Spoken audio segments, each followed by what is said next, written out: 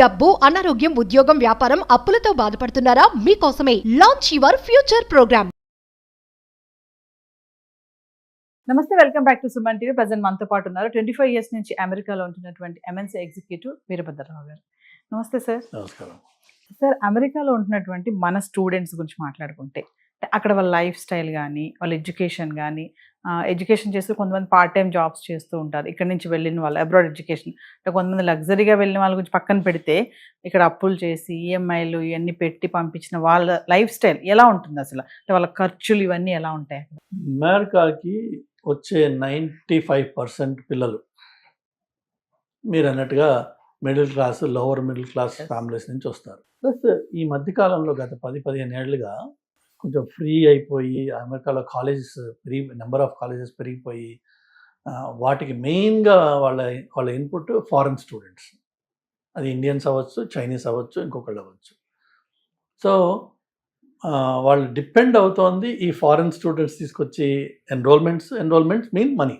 Yes, మనకి ఏంటంటే అది మీరు ఫ్యాషన్ అనండి, లేదంటే దురదనండి, లేదంటే పక్కింటి వాడు ఎదురింటి వాడు చేశాడు కాబట్టి మేము కూడా చేయాలి, అందరి పిల్లలు వెళ్ళారు కాబట్టి మా అబ్బాయి కూడా వెళ్తాడు, ఇలా ఏవో మనకి ఇండియన్ రోగాలు కొన్ని ఉన్నాయి. వాటి వల్ల డిగ్రీ అవ్వంగానే ఆ డిగ్రీ అయ్యే టైంలోనే ఏం చేస్తావు నెక్స్ట్ అంటే అమెరికాకి వెళ్ళిపోతారు. అది చాలా క్యాజువల్ అయిపోయింది అనమాట. ఎందుకు వెళ్తావు, ఏం చేస్తావు, అక్కడికి వెళ్ళాక చూసుకుందాం. ఎందుకంటే నాకంటే నా బ్యాచ్ మేట్స్, నా ముందు వాళ్ళు, నాకు తెలిసిన వాళ్ళు, మా చుట్టాలు, ఏవేవో రకరకాల గడ్డి పీసులు అన్నీ ఉంటాయి కదా, వాళ్ళందరూ వెళ్ళారు. నాకు తెలుసు, వాళ్ళతో మేము వాట్సాప్ ఆల్రెడీ ఫ్రీ, ఎవరితో అందరితో మాట్లాడుతున్నాం, ఫేస్బుక్లో చూస్తున్నాం వాళ్ళని. సో నేను కూడా వెళ్ళిపోతున్నాను. ఇలాగా తయారవుతున్నారు. ఈ తయారైనప్పుడు ఫస్ట్ మీకు జరిగేది ఏంటంటే, అమెరికాలో 5 లక్షలు పర్ సెమిస్టర్ ఫీజు నుంచి 60 లక్షలు పర్ సెమిస్టర్ ఫీ వరకు కట్టుకునే కాలేజెస్ ఉన్నాయి రకరకాలు. మన వాళ్ళు జనరల్గా ఈ 5-10 లక్షలు కట్టే కాలేజెస్ ఏవైతే ఉంటాయో mainly they are bottom of the barrel అనొచ్చు. అలాంటి కాలేజెస్కే వెళ్తాం మెయిన్లీ. మంచి కాలేజెస్కి ఇండియన్స్ వెళ్ళరా అంటే వెళ్తారు, కానీ మన మెజారిటీ ఆఫ్ ద పీపుల్ ఈ బాటమ్ ఆఫ్ ద బ్యారల్. వెళ్ళినప్పుడు వీళ్ళు ఏం చేస్తారు అంటే వాళ్ళ ఫ్రెండ్స్ సలహా తీసుకుని వీళ్ళ పేరెంట్స్ దగ్గర ఆ మొదటి సెమిస్టర్కి కావాల్సిన 5, 10, 7, 8 లక్షల అప్పులు వాళ్ళతో అప్పు చేయించో, వాళ్ళ సేవింగ్స్ తీసుకునో, వాళ్ళతో ఏదైనా గిరివి పెట్టించో, లేదంటే బ్యాంక్ లోన్లు పెట్టించో, మొత్తానికి ఆ 10 లక్షలు ఫీజు. ఇన్ఫ్యాక్ట్ పద్ధతి ప్రకారం కూడా చూస్తే మీకు ప్రాసెస్లో ఈ ఫస్ట్ సెమిస్టర్ ఫీజు నువ్వు ఇండియా నుంచే కట్టాలి, రూపీలోనే కట్టాలి అని చెప్పి ఒక రూల్ ఉంది. ఓకే. సో అది ఎలాగో ఆటోమేటిక్గా ఇక్కడి నుంచే కట్టిస్తారు. కట్టాక అమెరికాలో కూర్చున్న దోస్తులు వీళ్ళకి అడ్వైజ్ ఇస్తారు, ఏం లేదురా వచ్చేటప్పుడు ఒక 2-3 వేలు తీసుకొని వచ్చేసాయి, నువ్వు మిగిలిన మనం ఇక్కడ చూసుకోవచ్చు అంటే వీళ్ళు ఆ 2-3 వేలు అమ్మ నాన్న దగ్గర తీసుకుంటారు. ఇప్పుడు ఈ రోజున 2-3 వేలు అంటే 2-3 లక్షలు తీసుకుంటారు, వెళ్తారు. భగవంతుడి దయ వల్ల ఇంతకుముందు పెద్ద స్క్రూట్నీ ఉండేది కాదు. ఒకసారి మీకు ఆ F1 వీసా వచ్చేసింది అంటే కాగితాలు పట్టుకుని వెళ్తే వాడు ఎంట్రీ ఇచ్చేవాడు. ఇచ్చిన వెంటనే ఈ పిల్లలు వెళ్తారు కదా, వెళ్ళినప్పుడు జనరల్గా అమెరికన్ కాలేజ్కి వెళ్ళినప్పుడు స్టూడెంట్స్ కాలేజ్ క్యాంపస్లో హాస్టల్స్లో ఉంటారు.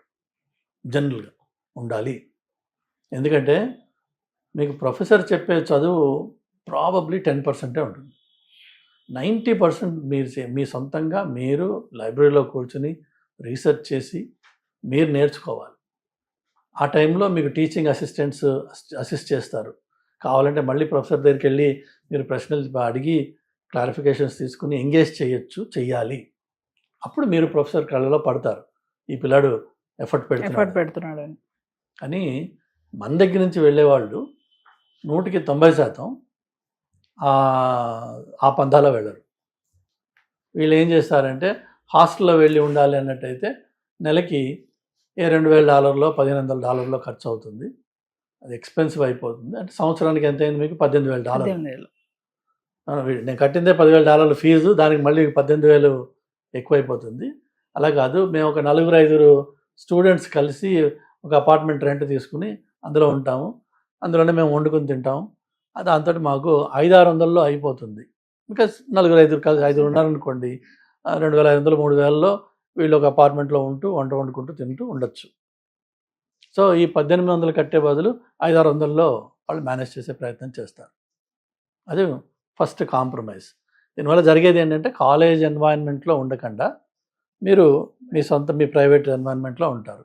ఈ 5-6లో రకరకాల అలవాట్లు, వాళ్ళ మాటలు, పద్ధతులు, నిద్ర లేచే టైము, పడుకునే టైము ఇవన్నీ ఇంపాక్ట్ చేస్తాయి మన స్టూడెంట్స్ని.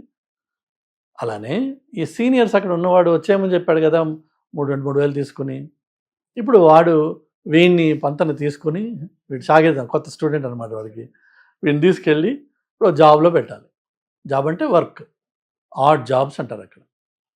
ఈ ఆడ్ జాబ్స్ చేసేది ఎక్కడ? గ్యాస్ స్టేషన్స్లో, కన్వీనియంట్ స్టోర్స్లో, అలా ఏవో చిన్న చిన్న ఎస్టాబ్లిష్మెంట్స్ ఉంటాయి. పెద్ద కంపెనీలు ఎవ్వరు కూడా వీళ్ళని హైర్ చేయకూడదు లీగలీ. ఓకే. సో ఏ వాల్మార్టో, ఏ కోల్సో, ఏ టార్గెటో వాళ్ళు వీళ్ళని హైర్ చేయరు. వీళ్ళని హైర్ చేసేది ఎవరంటే mom and pop stores, mainly మన ఇండియన్ స్టోర్స్. వాళ్ళు వీళ్ళకి $7, $8 ఇస్తారు పర్ అవర్. సో అది సంపాదించుకుని దాని ద్వారా బతుకుతూ అదే అమౌంట్ తోటి వీళ్ళ ఫీజులు కూడా కట్టుకుంటూ వీళ్ళు ఒక పక్కన నామమాత్రమైన మాస్టర్స్ చేస్తారు. కాగితం ఉంటుంది, పెద్ద ఎఫర్ట్ ఉండదు. వాళ్ళకి మెయిన్ ఏమవుతుందంటే స్టూడెంట్గా ల్యాండ్ అయ్యి ఈ మెయిన్గా వాళ్ళు ఆ సైడ్ ట్రాక్లో పడతారు, which is that art job. ఈ ఆర్ట్ జాబ్ ఏదో ఒక డబ్బు వస్తుంది కదా చేతికి, $8-7 పర్ అవర్ ఇస్తున్నాడు కదా, డబ్బు చేతికి వస్తుంది అనగానే దానికి తోడు మనకి కోరికలు, ఎంజాయ్మెంట్, ఇంటికి పంపించాల్సింది, మన దగ్గర ఉంచుకోవాల్సింది, ఇవన్నీ మొదలైపోతాయి కదా. సో అది మెయిన్ ట్రాక్ అయిపోతుంది. మీ స్టూడెంట్ లైఫ్ సైడ్ ట్రాక్.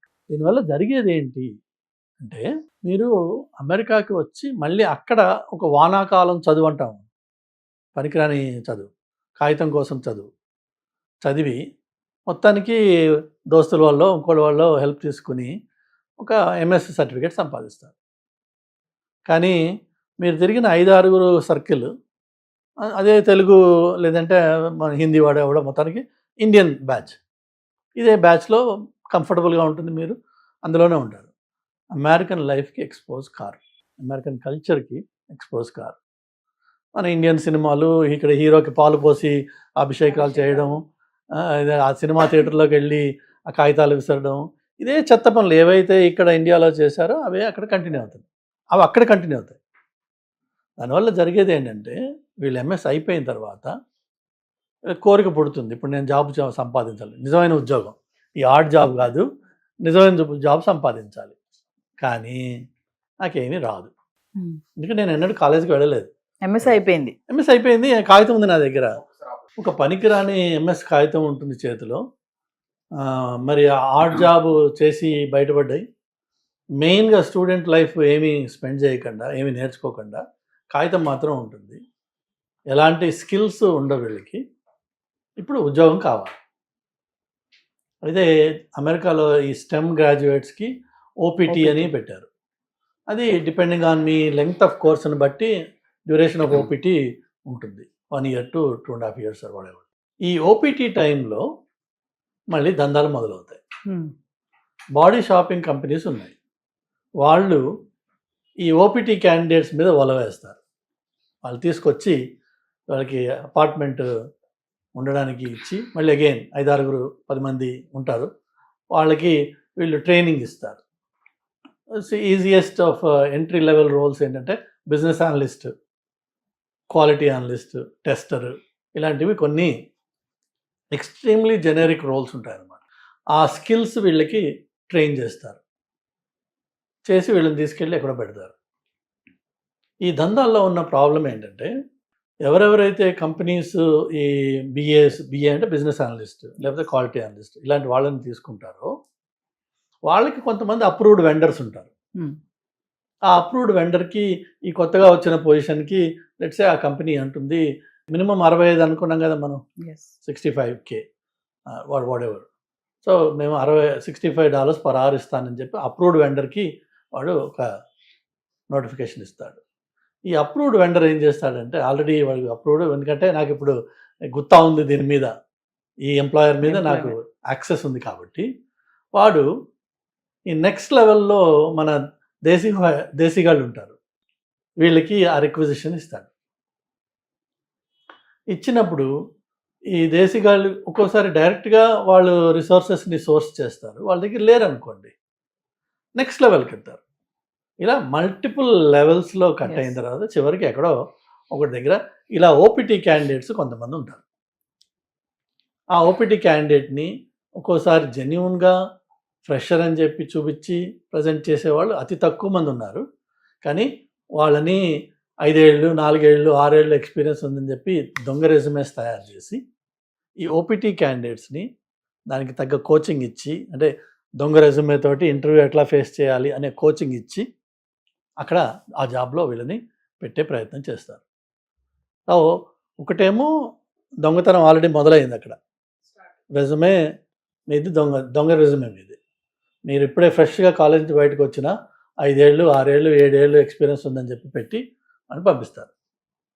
రెండోది వచ్చేసి ఫ్లిప్ సైడ్. ఎందుకు చేస్తారు ఇది అంటే, ఇప్పుడు నేను అన్నాను కదా, first level, second level, third level body shopping commissions ఉంటాయి వాళ్ళకి.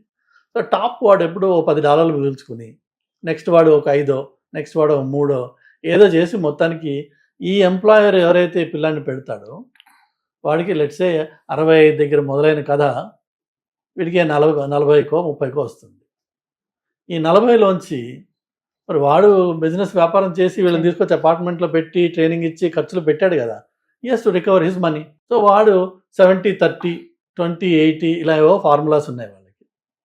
సో నేను $30 వస్తుందో నేను 30% ఇందులో ఉంచుకుంటాను, నీకు 70% ఇస్తా అంటాడు. సో 30లోంచి చివరికి 65 దగ్గర మొదలైన కథ యాక్చువల్ స్టూడెంట్కి $21 వస్తుంది. సో డబ్బు పరంగా ఈ మల్టిపుల్ లేయర్స్ కథ, ఇటు ఫ్రాడ్ పరంగా ఇట్స్ ఎ ఫ్రాడ్. బికాజ్ మీకు ఏమి రాదు, మీకు అనుభవం ఎక్స్పీరియన్స్ లేదు, లేకపోయినా దొంగ రెజ్యూమే తయారు.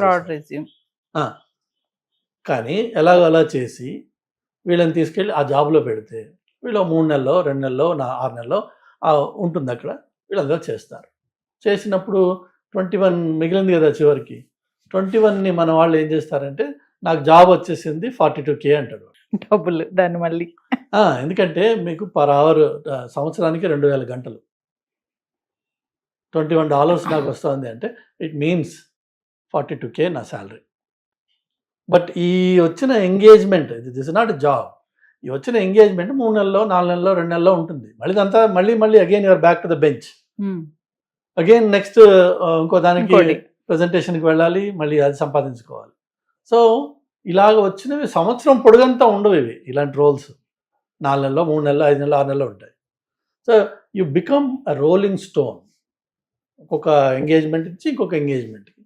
And rolling stone doesn't gather any moss అని చెప్పి మనకి ఎప్పుడో చిన్నప్పుడు అన్నారు. అది దొర్లుతూ పోయే రాయి, అది దొర్లుతూ పోయే జీవితం. ప్రాబ్లం ఇంకొకటి ఏమొస్తుంది అంటే, ఈ $40,000 కదా ఇప్పుడు ఉన్నట్టుండి, మనము $40,000 ఏం చెప్తాము ఇండియాకి ఫోన్ చేసినప్పుడు, అమ్మ నాన్నకి $40,000 అంటే వీళ్ళకి అర్థం కాదు.